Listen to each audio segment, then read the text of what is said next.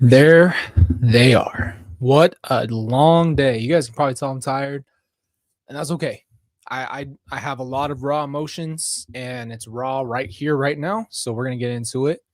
It's good to see you guys. I was trying to read your chats. We got a lot of people in here tonight, so it's good to see you guys. I will start. I did make a vlog right there on the way back, and our new camera decided to fill up space right before I finished. You guys will still see the vlog. So that's great. So here's where we're at. I'm gonna go through the day with you guys. I'm gonna take you through kind of what my experience was. I don't think we'll talk about every single testimony just because I think that I don't remember everything in exact order. I just want to give you guys kind of a highlight reel of what I was experiencing throughout the day. So I'll be trying to read some chats and do my best. But I love you guys and thank you for being here. I'm gonna sit back on this one for a minute. So I made the decision to go. It feels like not too long ago, which I don't know why I say that. It was like a couple days ago, but I really ran with the idea, should I ever go to this trial? You guys have asked me that before. I think Nate asked me that, and I just felt like it was a decision I needed to make for myself. I needed to feel at peace about it. I needed to be willing to go do it. And so it felt like, you know, important for me to come to a decision there. Um, so with that being said, I finally made the decision and I I don't know, I just felt peace even though it was nerve-wracking. So I drove down to Phoenix this morning and I didn't really know what was gonna go on. I just had to go in there, like I said, face the storm head on and ready to go. So we walked in and I saw a bunch of people and it was good to see them. We It's always hard because when you're in that room, it makes you realize how real everything is. It makes you realize how hard the situation really is and how much it affects so many people. So we walk out to the courtroom, and for some reason, there's just that moment before I see her. The moment before I see Lori, that's just it feels intense. It feels like I don't know how I'm going to react when I see my mother, right? She's my mother, and I don't know how I'm gonna feel, and it's hard because there's so many different emotions. There's anger, there's hurt, there's pains, there's betrayal and abandonment and everything that you could possibly imagine under the sun. So, she finally walked in, and I think she just looked right past. We sit down, and I remember adjusting to the room for a minute, and then I don't know if Adam went first, okay? I'm gonna be honest with you now, I'm already forgetting if Adam went first. But there's such a surreal moment before everything starts. Before she speaks, the first feeling I get in my own heart, in my own head is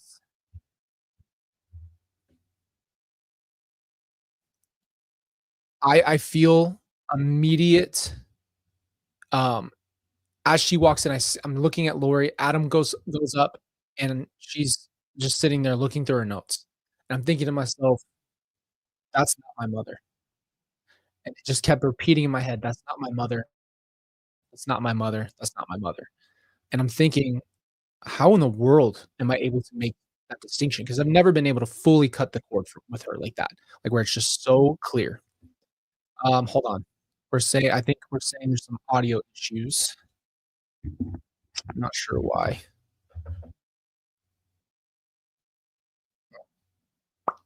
Is it cutting in and out for you guys? Let me see if I can fix the mic. Okay. Hopefully that's better. So I'm thinking to myself, that's not my mother. And that really gave me a boost for the rest of the time. First time I've able to fully just say it to myself in person, live, and I'm thinking to myself too, "I need this." I needed that. I needed to realize that she is not my mother anymore, and I'm almost able to accept that situation better now. So, after that happens, she Adam goes up, and as Adam is sitting there, the reality of the situation hit me. Realizing the effect on everything. I'm realizing how many people are sitting here next to me. I'm realizing to myself that this is painful for everybody in different ways, and I didn't expect to feel that. My heart wasn't broken at the time because I was grieving my mom or that this was hard. I was grieving for everyone else, and I had a perspective of what happened with my dad, right? I only knew really my side, but to hear someone sit on the stand and say, "This is what happened from my perspective," and hear Adam sit there and talk about what happened and how he found out. That was really, really hard because I know that feeling. I know that feeling of this is really affecting each person, and they remember that moment. They remember the moment that they found out because how do I put it in context? It's so traumatic that you just remember it, and you remember the feeling, and you remember where you were when you found out, and you remember how it affected you, and you remember everything. And so I'm listening to Adam, my my heart is just broken for him, and having to hear how he finds out, the reaction he has, the pain he's going through, it was really hard. Then she gets up to cross-examine him, and I cannot explain to you what it's like to watch the hostility from his he's sitting there and she's ready to go at him, and all I can think to myself is, "How did we get here?" I have so many different family members in this room that I haven't been in the same room, and I can't tell you how long. It's like a bad it's like a bad dream. It's like a bad dream, and th she gets up and she wants to have a confrontation. Mind you, this is her brother. She stands up, "Mr. Cox," starts talking to him like she's never met him, and then she asks, "Were we not sitting there eating my green chili chicken enchiladas?" I'm like, "You are the" she's the worst questioner ever. There's never I don't know if there's ever been a person who has ever been worse at asking questions, but there's a personal vendetta for her towards her own brother. I was piecing things together in my head. I was thinking to myself what I remember what happened and what was explained to me, and then listening to everybody else's perspective, and it just created a bigger picture. So, after she finishes with him after she finishes with him, I don't know, it was so hard to watch because I'm thinking, I can't imagine being the brother. I can't imagine that being my sister questioning me, and I I'm thinking, how would you feel if that was your sister just absolutely coming after you? How would you feel if you didn't do anything other than try to figure out how to help and then here you are acting like you've never met your own brother. It was cold. And again, the best part for me personally was that I'd already had that moment of clarity with her. She's not your mother. And so now I'm looking at her from a very now I have a completely different perspective on her. This is just the person I grew up with. This is no longer the person that person that I knew is gone. She's gone forever. And that is a that's okay. It's just the reality and it's the truth. When she also had to question her own not even, I guess, friend, she went and specifically was making sure that she made it clear they were not friends, they did not know each other. What hurt me was for her, what hurt me for and I'm sorry, I forgot her name. I'm just gonna be 100% honest. I really wish I could remember. Um, but she was in those groups, and I just felt for her as well because some people are earnest, some people want to dive deeper spiritually, and some people are just misled. And I'm not saying that for Chad or Lori or anybody else, but I'm just talking about, like, some people really are just trying to find the truth, and then you run people like that, look so nice and are inviting you to their house and picking you up and doing all this stuff. Yes, Serena, thank you. I'm sorry, I forgot her name, but it's I'm like, I'm just having heartbreak for everyone else. It made it so much more of a reality, so much present again, and I can't imagine what's going on in their minds too. Because the first time I'm zoomed out, right? Like, I'm not going up, I'm not testifying, I get to watch. And with that being said, I have a completely different way to watch what's happening around me because it's something that I can't put into context right now. What it feels like is you have your whole family, a bunch of family members in there you haven't seen in a long time, and you haven't been in the same room in forever. They're all watching the same thing you are. We're watching an absolute train wreck unravel, and it's like you can't stop it. When she starts questioning people, and my thing that I thought was so crazy is she approached Serena and she said, "So you took an oath under God, right?" And Serena's like, "Yeah, yeah, you took an oath under God, right?" And she's like, "Yeah." And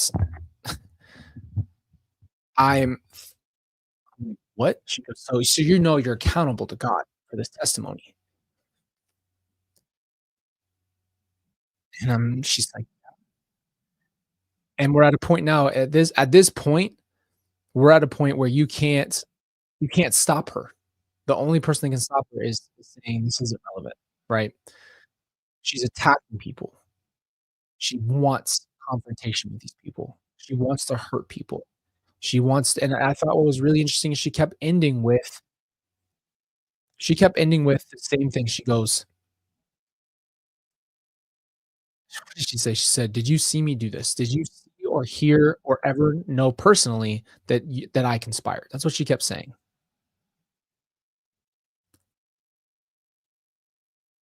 And I thought that was an interesting approach. So we fast forward, we did have the 2 analysts. Obviously, that is it's not as personal. I understand their position, and I think they did a great job. It's gotta be hard to be called in to speak on one thing in a position like that. But when Kay went, um, that was just I don't know. It's really hard to watch someone almost, like, have to step into the ring, and you just have to watch it, and I just wanted her to not get have to get into an altercation, man. You have to understand the pain that has been caused in our lives because of Lori. That pain is so real, it's so present on a regular basis, and when you're in that position, it's really hard, okay? It's really, really hard to I don't know, it's really hard to watch someone have to relive their pain in public and talk about it, and you know they remember it, and you know they feel it.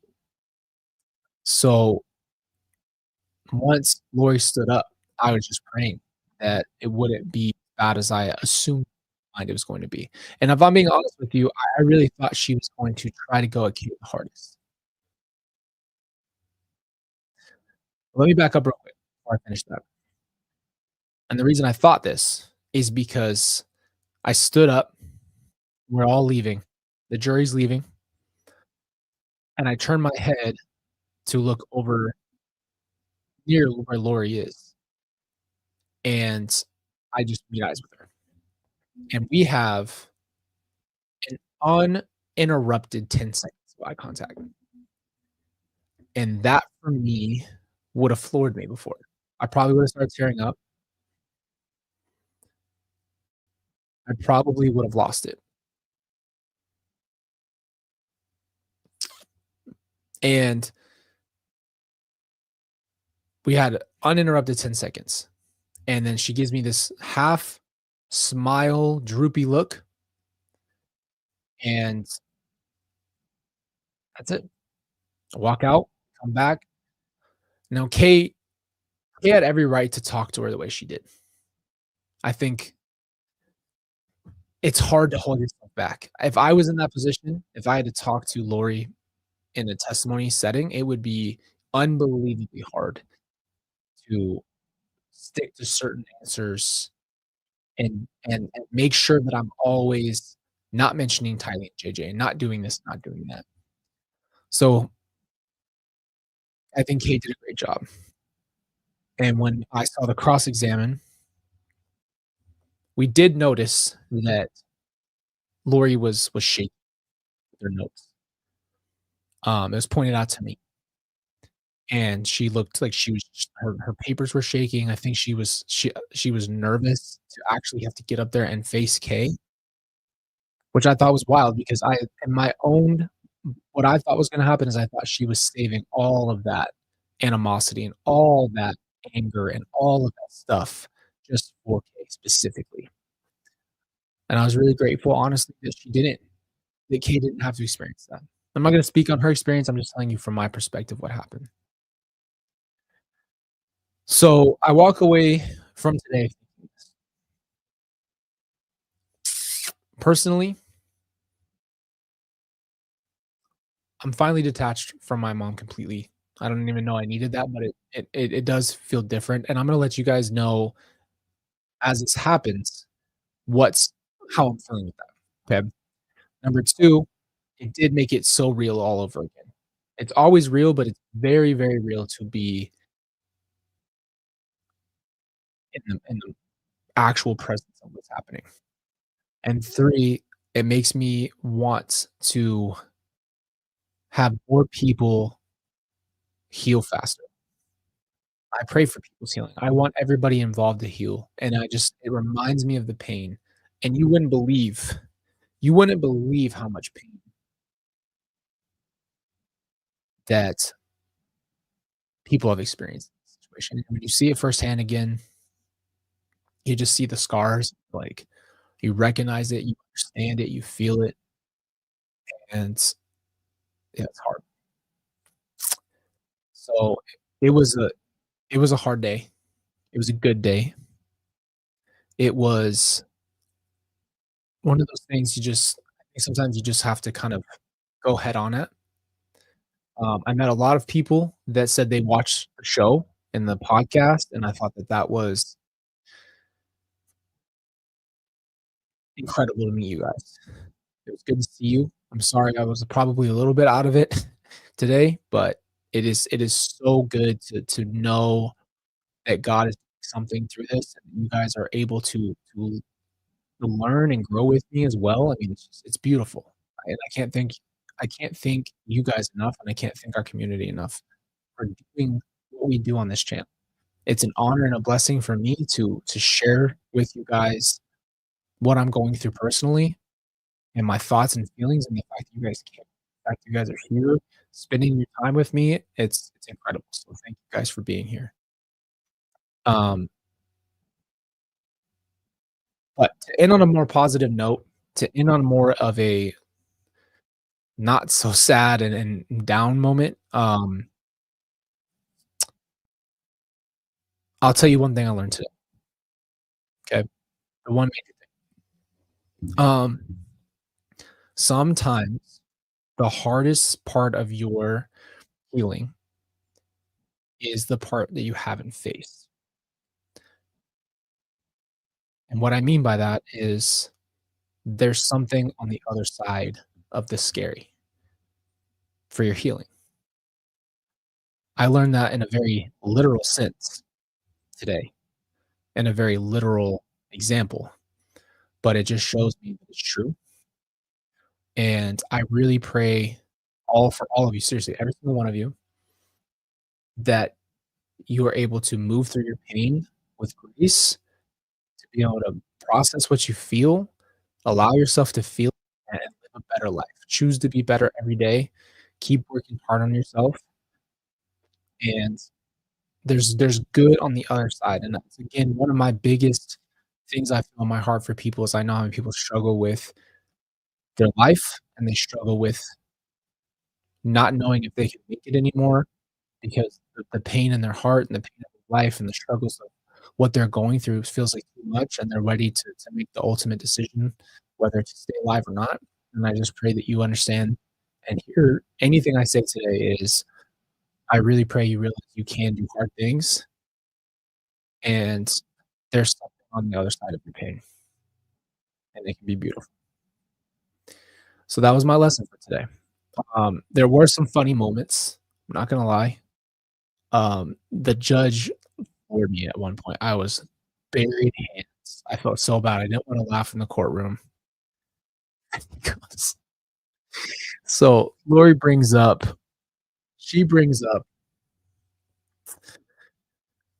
biblical figures and starts talking about translated beings. Now, there's no translated beings. If you go into uh, her biblical references, the only person who ever transfigured in the Bible, which is not the same as translated, transfigured, was Jesus on the apostles. You can look that up for yourself.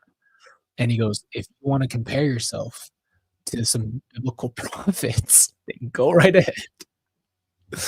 I was like, bro, you can't quip with me here. I'm gonna laugh. I'm gonna laugh. It's gonna get me. You can't say stuff like that, dude. Um, I was shaking my head. I was trying not to have reactions. I was saying a lot of stuff in my head. If I could have wiretapped into my head and recorded my thoughts for you, oh my gosh, it was it was there's so many moments of where she was so rude, and I'm like, there's just like to see it in person is different. It really is because you can't believe it. There's so many people in that room. Like when you're watching it, you just don't really understand the scope of how many people just are physically in the room and all the people who are watching, and she does not care. She has 0 regard for any human being in there. So, what do you do with that? I don't know what you do with that. It's really, really wild. Oh, let's address the enchiladas. Okay, they are. This is the thing. Okay, I'm just gonna do it. I guess I gotta just tell you the truth. My mother did not cook very often. She did not cook very much, and her enchiladas, she's so proud of. One of the only things she truly made besides roast, cookies and brownies, and pasta with meat sauce, okay? I told you I'm not a cook, but I can make all of that.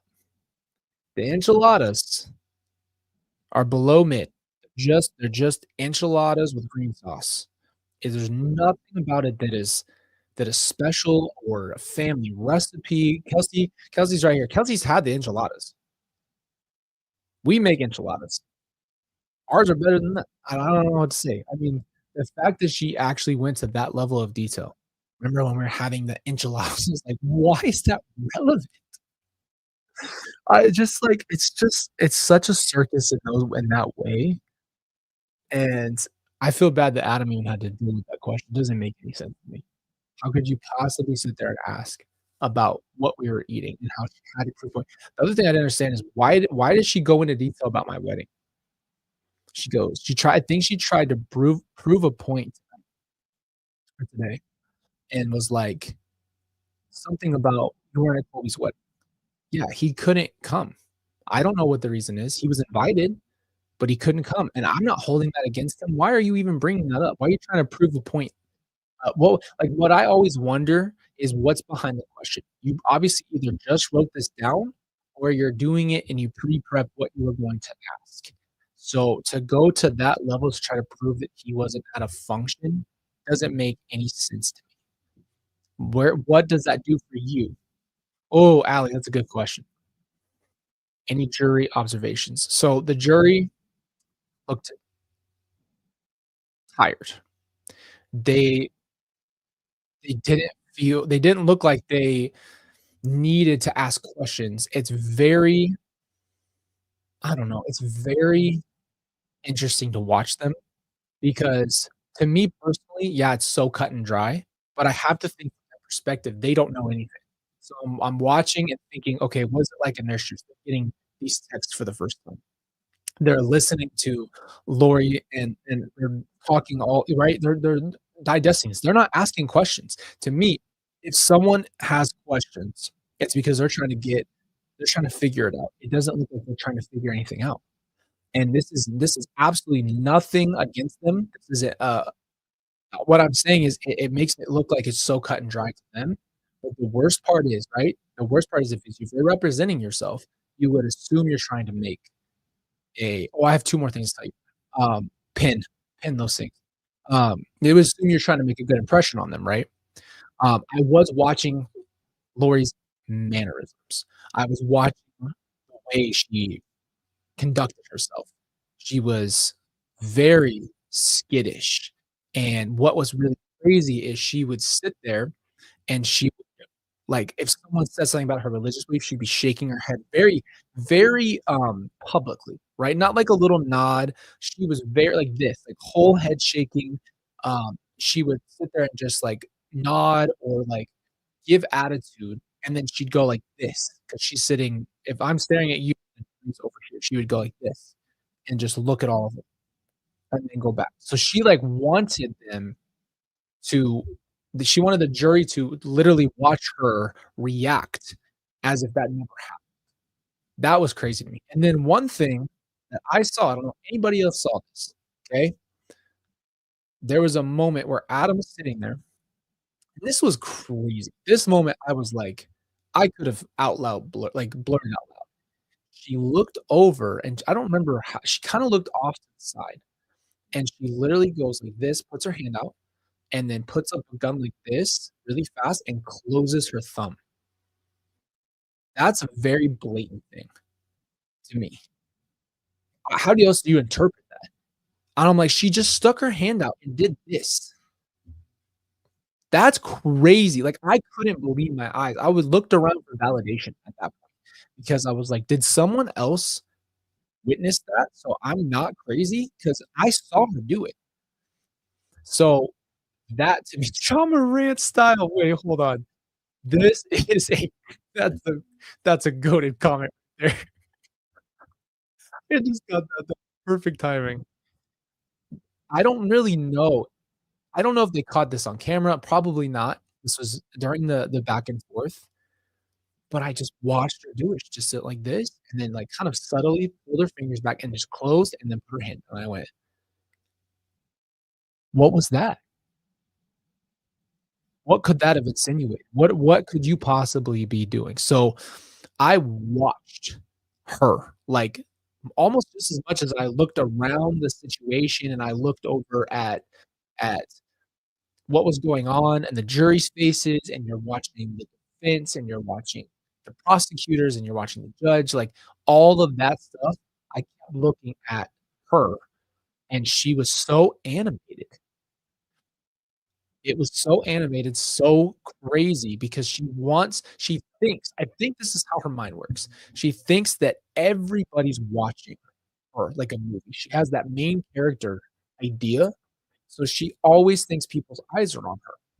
And so with that, she assumes everyone is just staring at her, and she's able to have that deniability like, "Oh, I can't believe this." And I'm like, what's so crazy is there's so many people here, and everything is, "You're against me, you're against me, you're against me, you're against me." And she acts like everybody is out to get her What's crazy too is she projected a lot, and I didn't realize this in the moment, but she projects herself onto others. So she thought that everybody was after her for her life insurance, but really she was after Charles's life insurance. She was accusing Charles of cheating and making him look like a cheater, and she was cheating, right? And so I didn't really get that until today. It just really hit me. It really made me realize this situation in a completely different scope. So I think going forward, as we watch this trial together, um, the more that we dive into this, and maybe we'll do some more like breakdown stuff where we talk more specifically about other things. I just wanted to give you guys my initial thoughts, but I genuinely believe I have a completely different perspective after today. Being there in person, disconnecting from her completely, seeing what it's really like, watching her mannerism, watching her very closely from a psychology standpoint, and seeing the interactions and everything, it was a completely different world.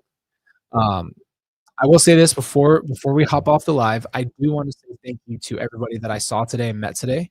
It was good to see you. I wish, obviously, I told you we could